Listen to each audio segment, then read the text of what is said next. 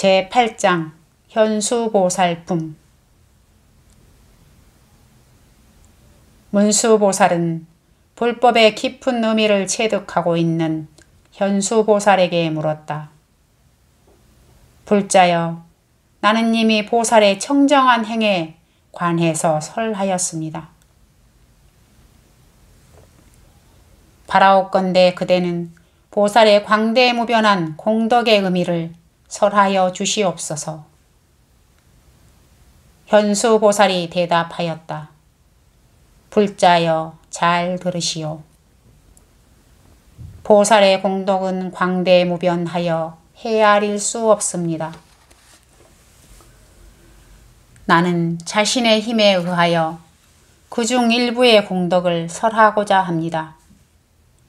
내가 설하는 것은 마치 큰 바다 속에 한 방울 물에 지나지 않습니다. 처음 깨달음을 구하는 마음을 낸 보살은 오로지 꾸준하게 깨달음을 구하여 동요하지 않습니다. 만약 그 일념의 공덕을 열애가 설한다 해도 그 일념의 공덕을 설하여 마칠 수는 없습니다. 하물며 보살이 여러 가지 행을 닦은 공덕에 대하여 다 말할 수는 없습니다. 모든 세계의 모든 부처님이 설한다고 하여도 다 설할 수는 없습니다.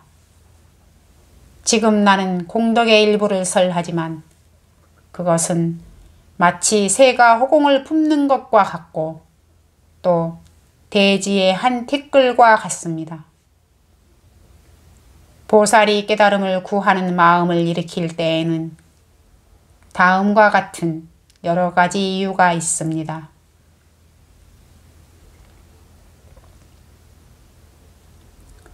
부처님과 그 가르침 그리고 스님에 대한 깊고 청정한 신심을 갖기 때문에 보리심을 일으킵니다. 감각에 따르는 욕망이나 재물을 구하지 않고 세간의 명예를 바라지 아니하며 중생의 고뇌를 없게 하여 맹세코 이 중생을 구하고자 하는 염원 때문에 보리심을 일으킵니다. 부처님의 바른 진리를 배워서 의 없는 깨달음을 얻고자 생각하고 모든 지혜를 닦기 때문에 보리심을 일으킵니다. 깊고 청정한 신심은 견고하여 부서지는 일이 없습니다. 모든 부처님을 공경하고 정법과 스님을 존경하기 때문에 보리심을 일으킵니다. 신심은 불도의 근본으로서 모든 공덕의 어머니입니다. 그것은 모든 선법을 증진하여 모든 후혹을 없애고 위 없는 불도를 열어줍니다. 신심은 때가 없고 흐리지 않으며 성내는 마음을 없애고 근신하는 근본입니다. 신심은 최고의 법의 창고이며 청정한 손이 되어 온갖 행을 받아들입니다. 신심은 모든 집착을 떠나고 깊고 오묘한 불법을 깨달으며 모든 선을 행하고 드디어는 반드시 부처님의 나라에 이를 것입니다. 신심의 힘은 견고하여 부서지는 일이 없습니다. 모든 악을 영구히 제거하고 일체의 마경을 넘어서 위 없는 해탈의 길을 얻을 수 있습니다. 만약 진실한 불법을 믿는다면 항상 그것을 듣고자 원하며 권태를 느끼는 일이 없을 것입니다. 만약 권태를 느끼는 일이 없다면 마침내는 불가사의한 불법을 깨달을 것입니다. 만약 신심이 견고하여 동요하는 일이 없으면 몸과 마음이 함께 밝고 모든 것이 청정하게 될 것입니다. 모든 것이 청정하게 되면 모든 악우를 떠나서 선우와 가까이 지낼 것입니다. 선우와 가까이 하면 헤아릴 수 없는 많은 공덕을 닦을 것입니다. 공덕을 닦으면 온갖 인과를 배우고 그 도리를 깨달을 것입니다. 그 도리를 깨달으면 일체의 모든 부처님이 지켜주며 위 없는 깨달음을 향한 마음을 일으킬 것입니다. 위 없는 깨달음을 향한 마음을 일으키면 모든 부처님의 가르침 안에 태어나 일체의 집착을 떠날 것입니다. 일체의 집착을 떠날 수 있으면 깊고 청정한 마음을 얻을 수 있으며 모든 보살행을 실천하고 대승의 법을 갖추게 될 것입니다. 대승의 법을 갖추면 모든 부처님에게 공양하고 연불산매가 끊이지 않을 것입니다. 연불산매를 체득하면 항상 시방의 부처님을 볼 수 있으며 부처님의 세계에 항상 안주함을 알 수 있을 것입니다. 부처님의 세계에 안주하게 되면 스스로 불법을 체득하게 되어 한없는 변제를 갖고 무량한 불법을 설할 수 있을 것입니다. 무량한 불법을 설할 수 있으면 모든 종생을 해탈시킬 수가 있고 대비심은 확립될 것입니다.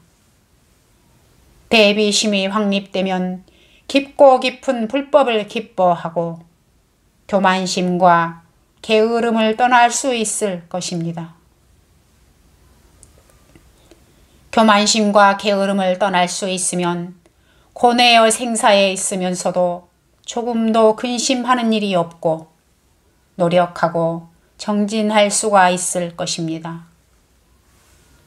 정진할 수가 있으면 온갖 신통을 얻고 중생의 생활을 알 것입니다.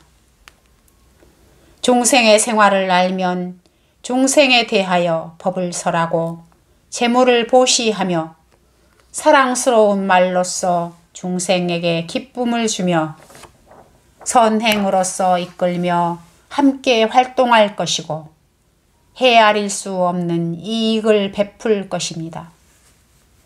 헤아릴 수 없는 이익을 베풀게 되면 스스로는 위 없는 진리에 안주하고 악마로 인하여 정복되는 일은 없을 것입니다.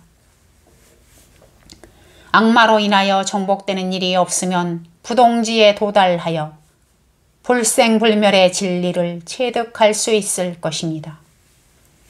불생불멸의 진리를 체득하면 이윽고 성불하는 것이 약속되고 모든 부처님의 깊은 가르침을 깨닫고 모든 부처님이 항상 지켜줄 것입니다.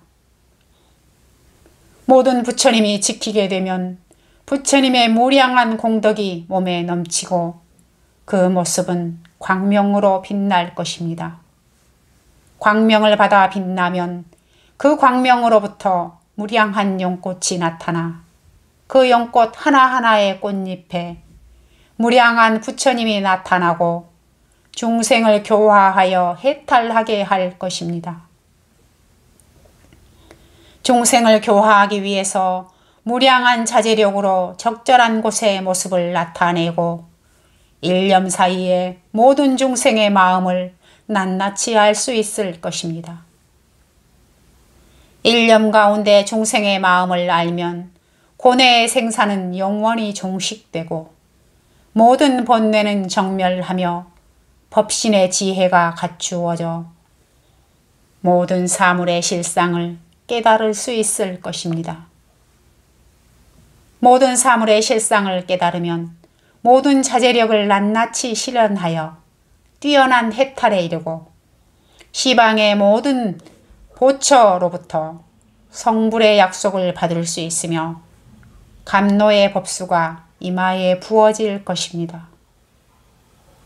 감노의 법수가 이마에 부어지면 법신은 호공에 충만하고 시방세계에 안주할 것입니다. 이와 같은 보살의 큰 실천에 의하여 정법은 항상 안주하며 영원히 분별하게 될 것입니다. 그 힘은 대해와 같이 광대하고 또 금광과 같이 견고합니다. 또 보살은 일념 사이에 시방세계에 나타나 시방세계에서 생각마다 불도를 실현하여 열반에 듭니다. 혹은 남녀의 모습으로 혹은 천신이나 인간, 용, 신의 모습에 의하여 무량한 활동을 하고 온갖 음성을 나타내어 불법을 설합니다. 이와 같이 보살이 시방세계에 나타나 가득 차는 것은 해인산매에 의한 것입니다. 또 보살은 일체의 모든 보살을 공양하고 모든 부처님을 공양하고 스스로 말한 광명은 불가사의하며 중생을 교화하는 것이 무량합니다. 이와 같이 모든 것에 자유자재하여 불가사의한 것은 화엄산매의 힘 때문입니다. 또 보살은 모든 부처님을 공양하고자 생각하였을 때 무량한 산매가 생기는 것입니다. 온갖 춤과 음악과 노래와 시로서 모든 부처님의 공덕을 찬탄하고 그 음성이 시방세계에 충만하여도 이것은 모두가 보살의 손 안에서 나오는 것입니다. 또 보살은 중생을 편안하게 하는 산매에 들어서 광명을 바라고 이 광명에 의하여 중생을 해탈시킵니다. 예를 들면 선현이라는 광명은 중생에게 한없이 좋은 과보를 받고 드디어 위없는 진리를 알 수 있게 합니다.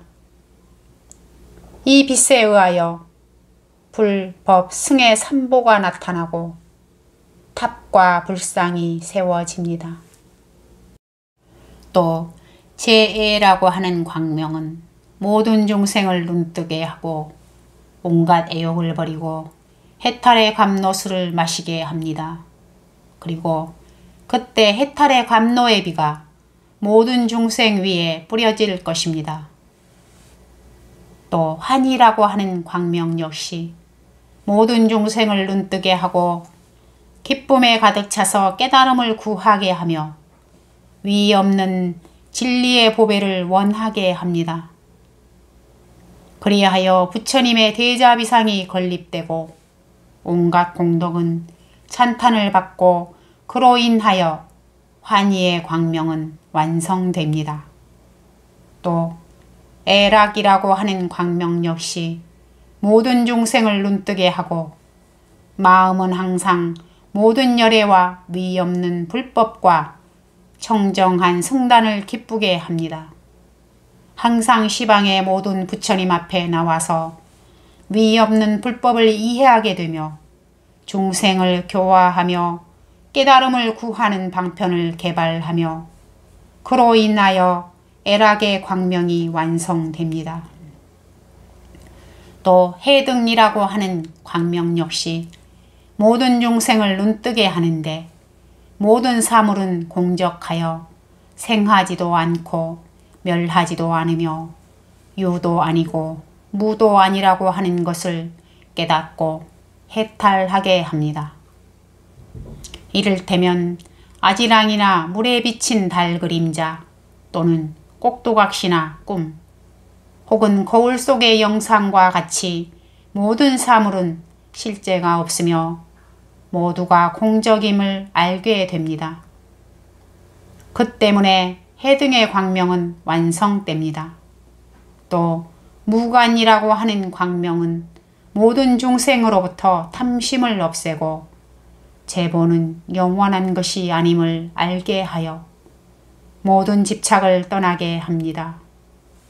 억제할 수 없는 탐욕을 잘 통제하고 제보는 꿈과 같고 뜬구름과 같다고 깨닫게 하여 항상 기쁜 마음으로 사람들에게 보시하게 합니다.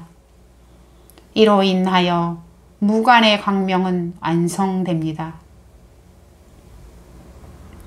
또 인장엄이라고 하는 광명은 분노한 사람을 눈뜨게 하여 분노를 버리고 항상 온화한 마음으로 인욕하는 부처님의 법을 원하게 합니다.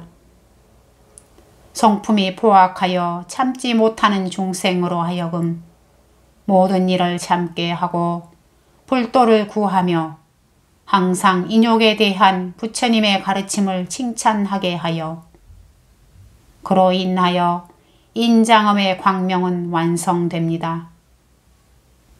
또 적정이라고 하는 광명은 마음이 혼란한 사람의 눈을 뜨게 하고 탐욕과 분노와 어리석음의 삼독을 떠나 조용한 곳에서 좌선하는 것을 기뻐하게 하며 그 때문에 적정의 광명이 완성됩니다. 또 견불이라고 하는 광명은 죽음에 이른 사람을 눈뜨게 하여 연불산매의 힘으로 반드시 부처님을 보게 하며 목숨이 다할 때에는 부처님 앞에 태어나게 합니다. 그 임종을 보고서는 연불을 권하고 불상에 예배하게 하며 그 때문에 견불의 광명은 완성됩니다. 또 법청정이라고 하는 광명이 있습니다. 하나하나의 털구멍 안에서 무량한 모든 부처님은 저마다 불가사의한 불법을 설하고 있으며 중생을 환희하게 합니다. 즉 인연에 의하여 생기는 것은 실체가 아니며 열애의 법신 또한 무상한 신체가 아닌 부동으로서 영원하며 그 영원함은 마치 허공과 같다고 설합니다. 이 때문에 법청정의 광명이 완성됩니다. 이와 같은 광명은 저마다 무량하고 무변하며 또 그 수는 헤아릴 수 없습니다. 낱낱이 보살의 털구멍에서 나왔고 하나하나의 털구멍에서 나온 광명은 무량무변하며 그 수는 헤아릴 수가 없습니다. 모든 털구멍에서 나온 광명도 또한 이와 같습니다. 이것은 보살의 삼매에 있어서의 자제력 때문입니다. 만약 무량한 공덕을 닦고 무수한 부처님을 공양하고 마음이 항상 위 없는 불도를 구하는 자는 이와 같은 광명을 만날 것입니다. 예를 들면 장님이 해를 볼 수 없는 것은 해가 지상에 떠오르지 않아서가 아닙니다. 눈을 가진 자만이 모든 것을 보고 일에 따라서 성과를 얻는 것과 같습니다.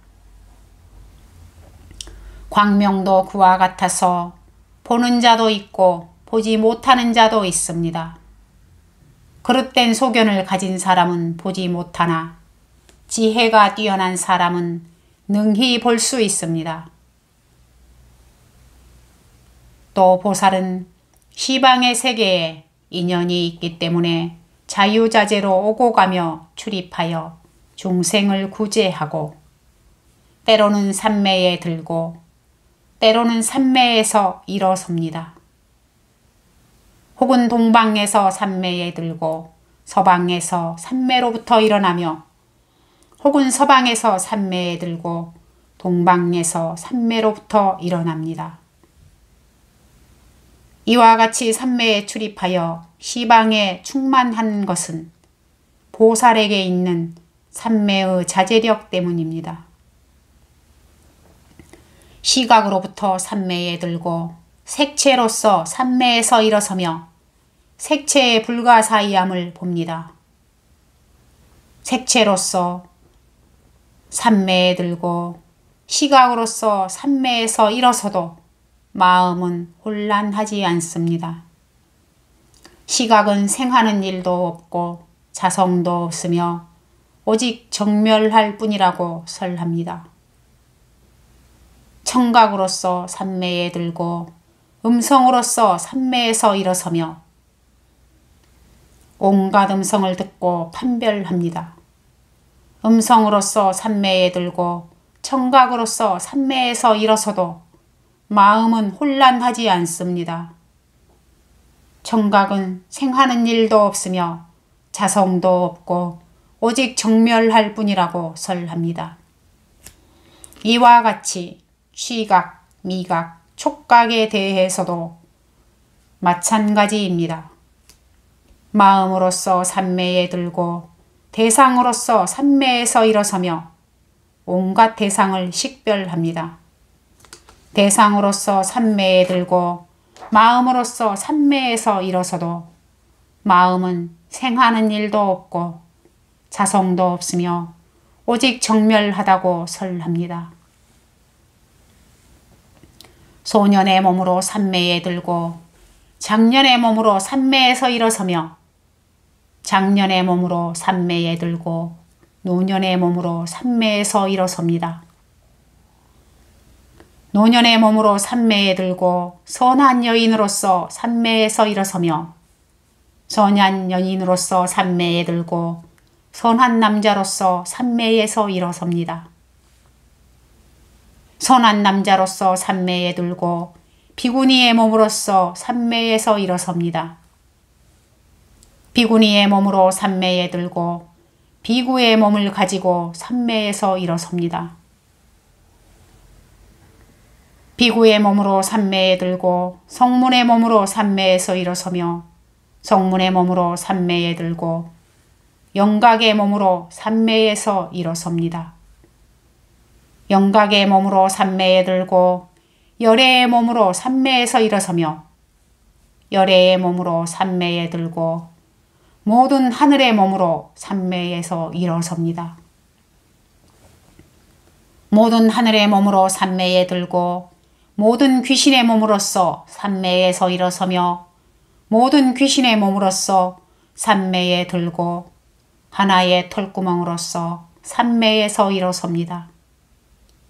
하나의 털구멍으로서 삼매에 들고 모든 털구멍으로서 삼매에서 일어서며 모든 털구멍으로서 삼매에 들고 하나의 털끝으로서 삼매에서 일어섭니다.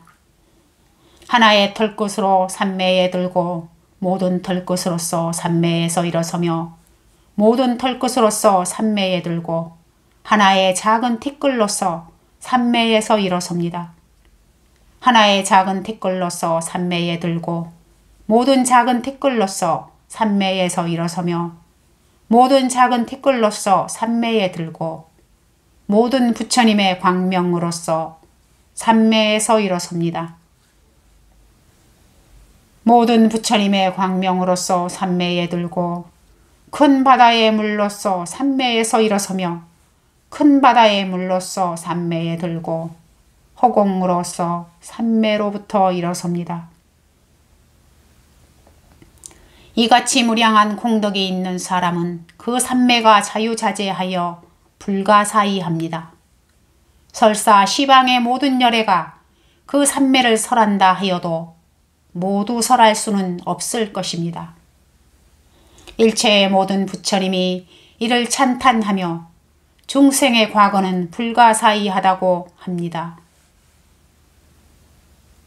그때 자연히 소리가 들렸습니다. 일체의 오욕은 모두가 무상하다. 허망하고 물거품과 같으며 꼭두각시나 아지랑이와 같으며 물속에 뜬 달과 같고 뜬 구름과 같다.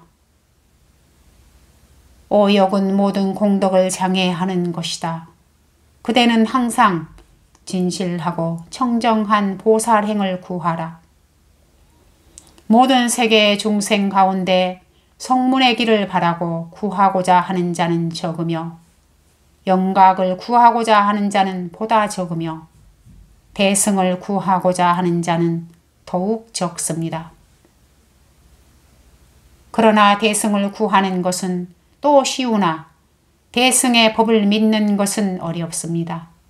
하물며 이 법을 잘 수지하고 바르게 기억하며 가르침 그대로 행하고 진실을 이해하는 것은 더욱더 어렵습니다.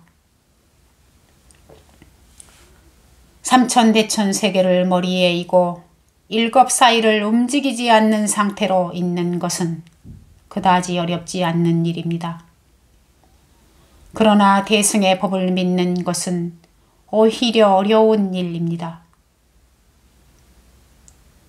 모든 세계의 중생이 일겁 동안 공양한다 해도 그 공덕은 그다지 뛰어나다고 할 수는 없습니다. 그러나 대승의 법을 믿는 공덕은 보다 뛰어납니다. 손바닥 안에 10개의 부처님 나라를 갖고 일겁사이 허공에 머무를 수 있다고 해도 그것은 그다지 어려운 일은 아닙니다. 그러나 대승법을 믿는 것은 훨씬 어려운 일입니다. 10개의 부처님 나라에 사는 중생에게 일겁 동안을 공양한다 해도 그 공덕은 그다지 뛰어난 것이라고 할 수는 없습니다. 그러나 대승의 법을 믿는 공덕은 보다 뛰어납니다. 하물며 이 경전을 수지하고 있는 공덕은 더욱더 뛰어날 것입니다. 현수보살이 이 장을 설하여 마쳤을 때 시방의 세계는 6가지로 진동하였다. 모든 악마의 궁전은 흡사 칠흑과 같이 어두웠으나 부처님의 광명은 시방을 두루 비추어 모든 악도를 낱낱이 제거하였다. 시방의 모든 부처님은 모두가 현수보살 앞에 나타나 저마다 오른손을 뻗쳐서 그 머리를 어루만졌다. 그 때문에 보살의 자비는 한량없는 공덕으로 장엄된 빛을 발했다.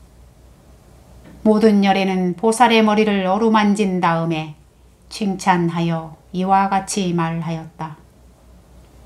착하고 착하도다 진실한 불자여. 그대는 대승의 법을 분명하게 설하여 마치었다.